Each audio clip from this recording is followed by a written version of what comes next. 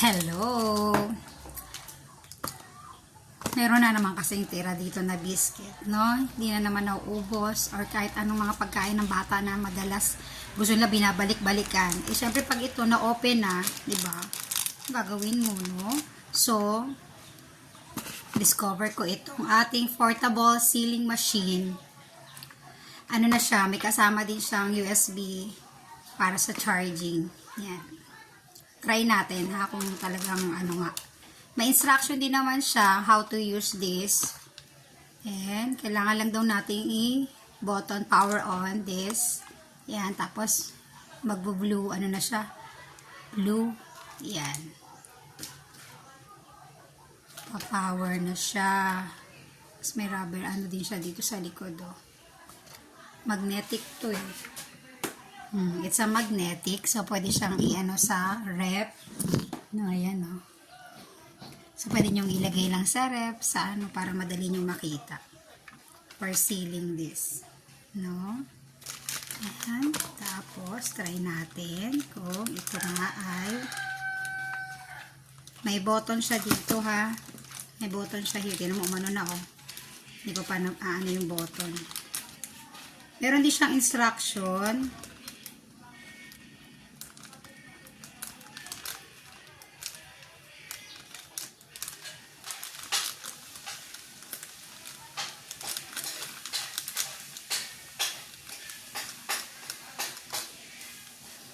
Para pinapakita. Ayan, i-press nyo lang yung button niya hanggang makarating kayo dun sa dulo. Ito pa pala.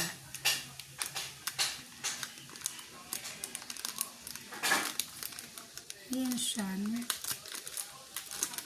Ayan, nakaseal na siya.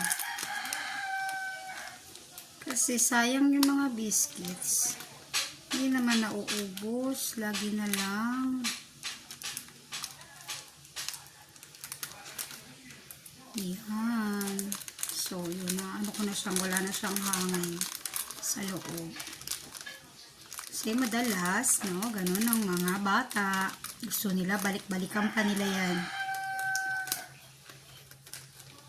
Yung isang kainan.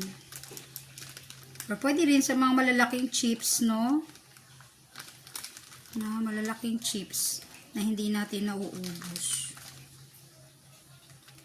Tapos dito, hindi na natin i-power off kasi tapos na siya.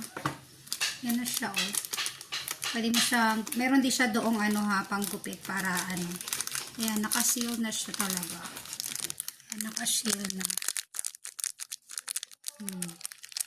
So, pwede nila ulit balikan. Kasi di ba pag ang biscuits na open mo na, gaano na siya, hangin na siya. So, hindi na siya, ano, ayan. Walang hangin, wala akong nararamdaman hangin. So, na-sealed na siya.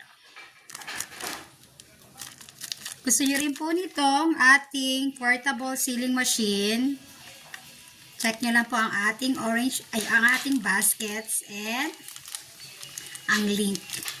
I-attach ko din po ang link sa video na to. Try nyo po ito. Napakamura lang naman po. And then, magnetic po ito, ah. And then, i-chargeable. Diba? So, yung mga biscuits natin, hindi siya lalagay lang sa ref kasi nabuksan na. Ganun usually talagang ginagawa namin. Kaya na sa mga bata here. Yan! Diba? So, pwede nila ulit balikan at kainin. So, hindi nasasayang. Bye! Thank you for watching. Blessed day, everyone!